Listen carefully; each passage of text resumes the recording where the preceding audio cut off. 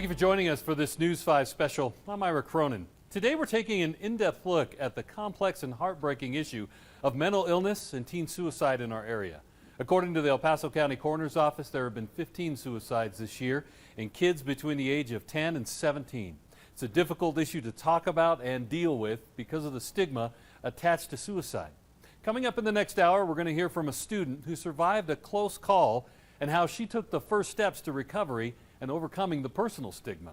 A mother who lost her son to suicide speaks out and shares the impact it's had on her and her family. We're also going to hear from students and teachers and see how art and creativity is creating unity and awareness on campus. Also, what happens when you call a crisis line or Safe to Tell. Can it really help? Also, the steps being taken in our schools to educate teachers and, more importantly, students about how to recognize the warning signs of depression and suicide and how to step in and help a student in need. And that's where we start with a student in need. Gracie Packard is now a junior at Rampart High School, but once she was that student in desperate times. And Gracie knows firsthand that friends, family, mentors, and proper health care can make all the difference. Gracie. A simple note can save a life. You inspire me to be a better person every day. At the beginning of 8th grade, I got to a place where I was just feeling really hopeless and lost. And I set a date to be my suicide date. I had it all planned out. I had the materials I needed to do it. I was prepared. I had letters written, and it was, if it had gone 2 more days, I don't know if I would still be here. We spoke with Dr. Scott Poland, an expert on teen suicide clusters and one of the resources District 20 and TCA has brought in to help. Dr. Poland has been clear with parents on how to protect their kids, and while he says it will be nearly impossible to prevent all teen suicides, many of them can be prevented. Part of the presentations for parents have emphasized really what I would call good parenting in today's world. First of all, finding that shared time when your kid will talk to you, being involved in their lives. Not enough to know the kid's friends, you need to know the kid's friends' parents. Taking charge of what I've referred to as 4 cabinets in her home. The gun cabinet, the liquor cabinet, the medicine cabinet, and the internet cabinet. It's not enough to know where your kids are going online, but also what they're posting and viewing on social media. Kids may be posting some very difficult, scary, and traumatic things, and their friends know all about it, but their parents don't. And there were signs that there was trouble in Gracie's life when she had her suicide plan. Around the same time, I also had some friends who came and talked to me and really openly confronted me about, hey, something's wrong, and we don't know what, but you need to get help or we're getting help for you. Gracie turned to her mom for a difficult and honest talk. On World Suicide Prevention Day of my 8th grade year, I went and talked to my mom, and it was the most terrifying conversation I think I've ever had in my entire life. But I went up to her and I explained to her what was going on, how I was feeling, and I got into more serious therapy. I got diagnosed with the correct mental illnesses, so I was able to get on the correct medication, get into a treatment program that really helped me, and really build this incredible support group of friends and family and mentors and people who loved and cared for me. And it just completely turned my life around. Which led to treatment for her mental illness. She now has a much larger support system in her life as well. I still have your orange ribbon on my desk, and daily I think of your courage and strength. Miss Darris is one of my closest friends. She's not just a teacher to me. I love her so much. When Mrs. Darris, one of Gracie's teachers at Rampart High School, learned another one of her students had attempted suicide, she wrote her a letter that brought an unexpected response. She couldn't believe that somebody would say such kind things about her, and that she honestly thought that if she was gone, nobody was going to matter, that it wasn't going to make a difference. What followed were handwritten letters from Miss Darris to all 130 of her students, including Gracie. You are one of the sweetest people and hardest workers I've ever met. Please stop by next year. She wrote a letter to every single one of her students last year, and that letter is framed in my bedroom, and it just encourages me so much. Words of affirmation and words of, hey, you matter, I see you, you're important, we would miss you, are so encouraging and help so much. One of the things I hope that will really come across in this interview is that we are never going to plant the idea of suicide in a kid's head. All of our students across the country today at the middle school and high school level all know somebody who's at least talked about it. And I'll quote our Surgeon General. 42,000 suicides a year in this country. We've got to talk about it more. Our homes and our schools and in our churches. What to do if you ever feel this way. There's help available for you. Now we're going to be hearing more from Gracie throughout the show about when you should try to help a friend who's struggling, how she overcame the personal stigma surrounding mental illness. And if you're struggling with mental illness or suicidal thoughts and don't know where to start, she's going to talk you through the first steps. That's all coming up. But first, a little more about that simple gesture of kindness that meant so much to Gracie from her English teacher at Rampart High School and those handwritten notes to all of her students. It's something that caught our Andy Cohen's eye when a Facebook post about those handwritten notes went viral. Andy? Ira, all those letters began with one special letter that Brittany Darris wrote to a student that gave her the idea to give all of her kids a personalized thank you. And that student's response helped her realize that a few kind words can be life-saving. It started with parent-teacher conferences. The mother of a student who'd been absent a few weeks came in with a list of teacher names and the words yes or no. She had asked her daughter if she felt comfortable sharing the story and sharing why she'd been absent. And so that was the yes and the no, as teachers that you can tell and teachers that you probably shouldn't say something to. The mom explained the police had stopped her daughter from committing suicide after getting a safe-to-tell tip. And we were both in tears. And it just made me realize that something needs to be done to make these kids realize that they're special. Darris asked for permission to write the student a personal letter, and the mom agreed.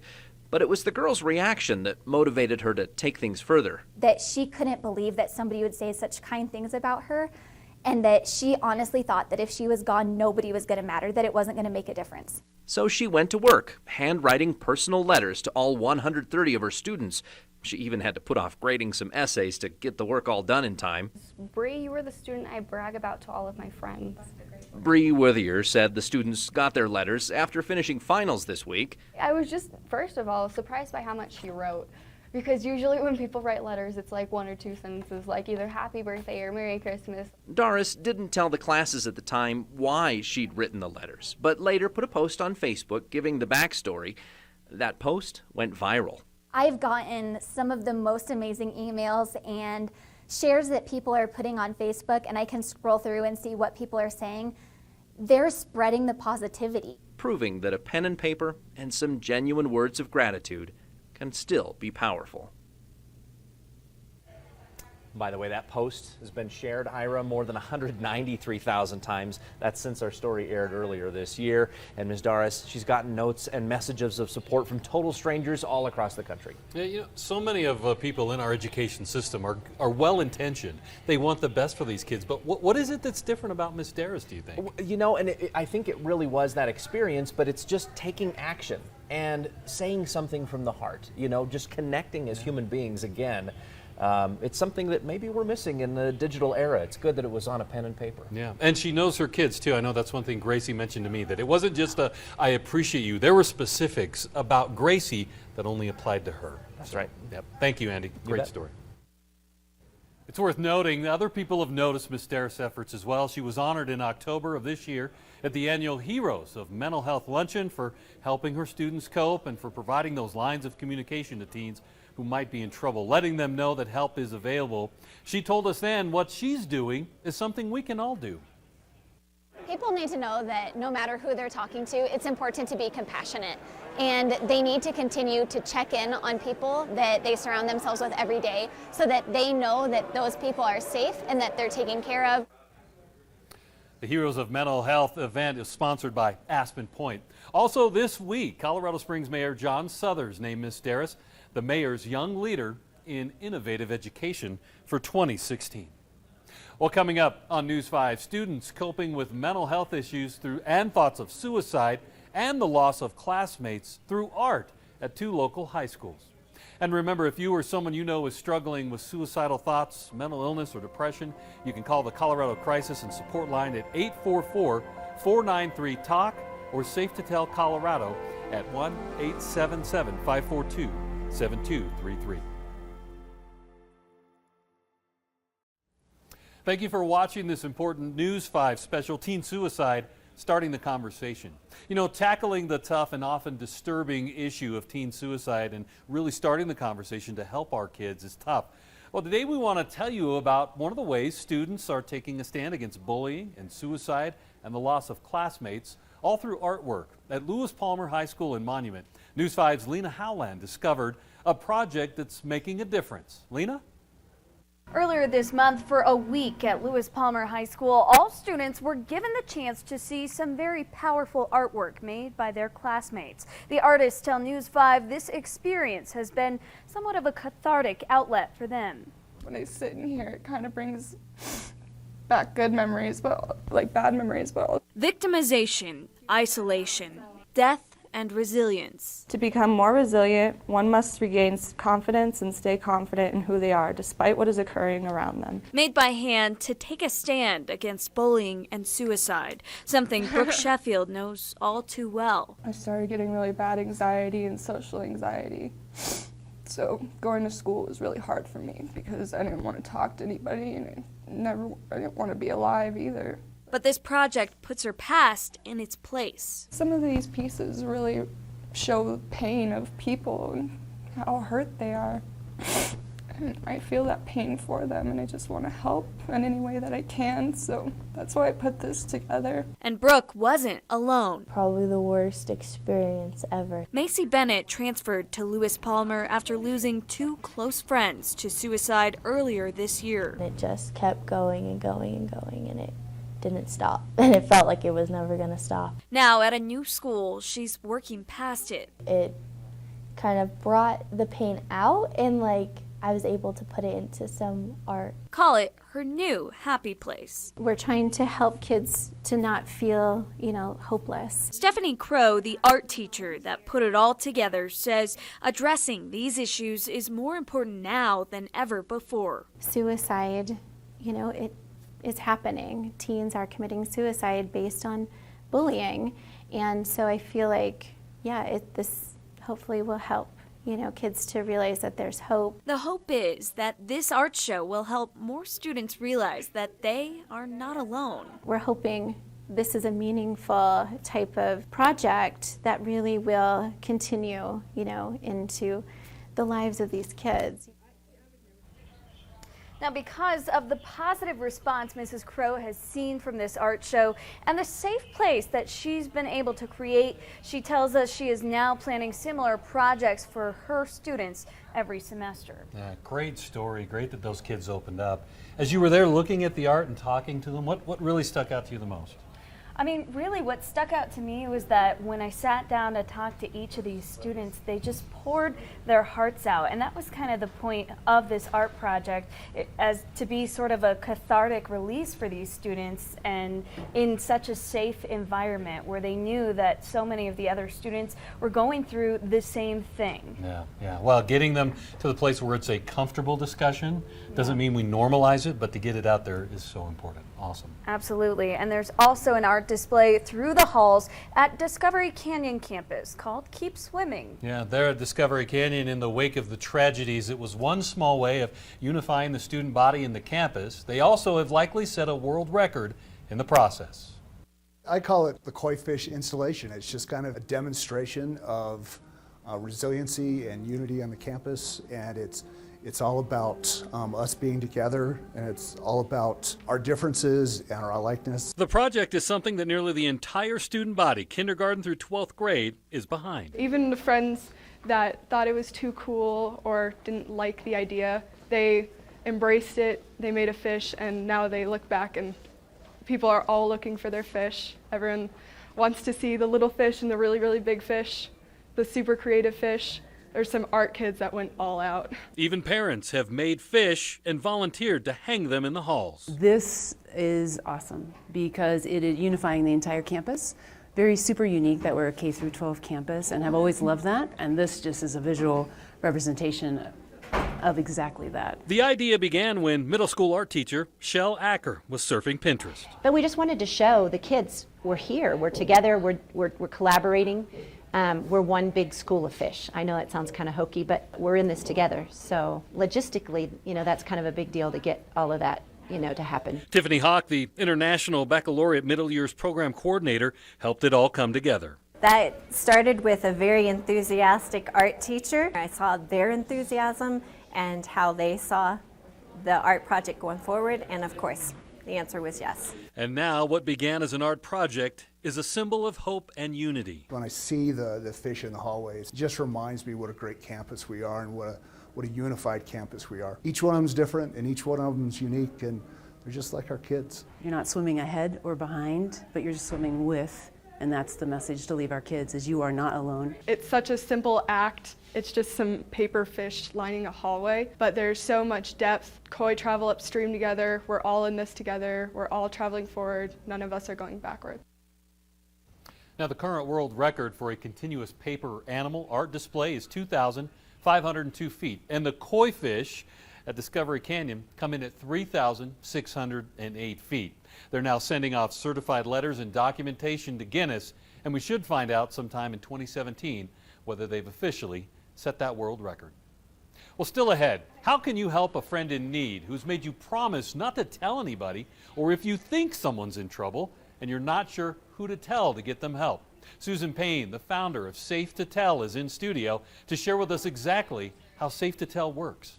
And remember, if somebody you know, or if you yourself are struggling with suicidal thoughts, mental illness, or depression, you can call the Colorado Crisis and Support Line at 844-493-TALK or Safe to Tell Colorado 877-542-7233. We'll be right back.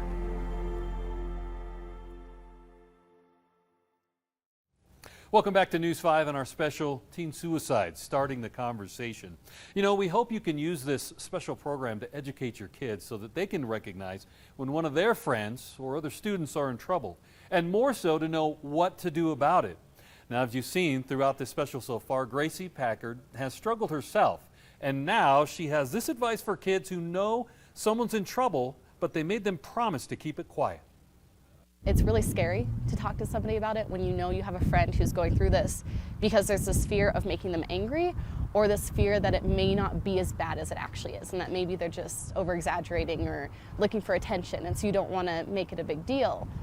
But the thing is, it's a matter of making it a big deal when it's not, or choosing to push it aside and then waking up the next morning and knowing your friend isn't there. It's way worth making them mad, even if they're mad at you for months. In the end, it is better to have them upset with you than to not have them in your life at all. And whenever I talk to somebody who has lost a friend due to suicide and mental illness, that is their biggest regret, is the fact that they didn't take that step and talk to somebody about it when they saw warning signs, because either you talk to them and you talk to them, a trusted adult, or you run the risk of not ever getting to talk to them again. Well, Safe to Tell is one of the easiest ways for our kids to anonymously help a friend who might be in need. Susan Payne, you're the founder of Safe to Tell, and you're currently working with Safe Schools out of the Attorney General's office. Thank you for being here. Thanks for having me. Certainly by this point, most people have heard of Safe to Tell, but just as a quick reminder, what is it? Safe to Tell is an anonymous way for young people to speak up. We're really trying to engage them in conversations so that in their mind they know what to do if they're faced with a situation that endangers their safety or the safety of others, and really go into it with the mindset, I know what I would do if I was faced with this situation, and I'd either call 911 or I'd tell an adult, but if I was afraid of speaking up for whatever reason, I know that there's a safe, anonymous way to speak up, and that this person will get the help that they need, or that people will take it very seriously. For a long time, it was just a hotline, but now I know about 8 months ago you were here talking to us about the app. Right. How's that's being received? Is it being used more than phone calls now? And just talk about that new way to report. Social norms have really changed with young people, and the data proves it. So we trended this school year, we've trended with some months 80% of reports were made through an online mechanism. So that's a combination of using the mobile app to make a report, where they can upload a photo or a video, there's no size restriction, or using a mobile device to access the online reporting system, or using a PC. So we know that at least 70% or more of the time, that's the preferred method for young people to speak up. So when it comes to monthly breakdown, where do suicide concerns fall in terms of, up against bullying or gun violence, all the things that Safe to Tell can help with? You know, the data really shows us what's trending, and the number one thing last school year alone that was reported by our young people was a friend that was suicidal, followed by bullying, substance abuse, and then there was cutting or a friend that's depressed. So we really are looking at the fact that there's a lot of hurting kids out there, and that there are young people that are very aware about the situation around them, the situation that's occurring on social media. And when they speak up like that, I hope that everyone knows how sophisticated the layers of protection are. That means if we need to coordinate with crisis response counselors to dialogue with that person, if they're sending us photos, it immediately is going to a committed group of adults at the local school level or at the local responder level, law enforcement or emergency responders. Yeah. So okay, so a kid uses the app and they make a report. What can they expect? Do they hear nothing back? Are they truly anonymous? They are truly anonymous. I get that all the question, like, you really know who they are. Right, you really know, but you're not telling. I'm not telling. It's just Susan Payne knows. Right, but you law, really don't. I really don't. Neither does the comm center. It is an anonymous encrypted system, so it comes through. We do not know who is reporting. The law protects that person and enables them to make a report because we know there's barriers. The barriers are what have cost us so many lives. We can look in hindsight at these cases and know if someone had spoken up. School shootings is a good example. 4 out of 5 times there was a young person that knew and failed to report it. And that is hard to stomach. And I believe that's the same, it may be even more, for a friend that knows that somebody's hurting or has made a threat to hurt themselves or someone else is a very likely occurrence. So finally, what would you say to a kid or to a parent who's talking to their kid about this? Yeah. Their kid has concerns, but they're not sure how legitimate they are. Are they going to be in trouble if they report it and it's a false alarm? Or I guess maybe when shouldn't they report? The chief and sheriff, we were at the youth advisory group, and that was 2 students from every high school in the county and city. And they were amazing because they asked, well, how do I know if I should say something? What if I'm not sure it's real? And the number one thing is you don't have to decide if it's real.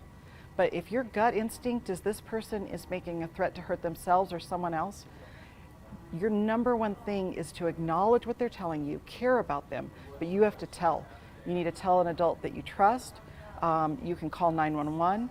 If you fear retaliation or that it might be the betrayal to tell, then Safe to Tell is an anonymous way to speak up, and the people that do that are no less courageous. We see lives saved every single day because some hero spoke up and there was a response by adults and a life was saved.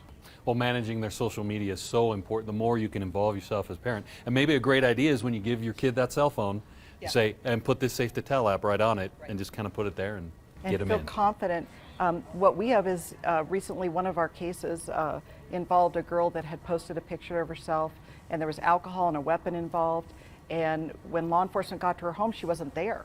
So we have the layers to say, okay, how do we, at the law enforcement level, find out where that picture was taken? She was found passed out unconscious in a hotel, and her life was saved. And we can overcome that. Parents can talk to her, there's help, but she's alive. And that's because there's a hero out there that made that report. Yeah, that's the whole point. Susan Payne, thank you for being with us. Thanks.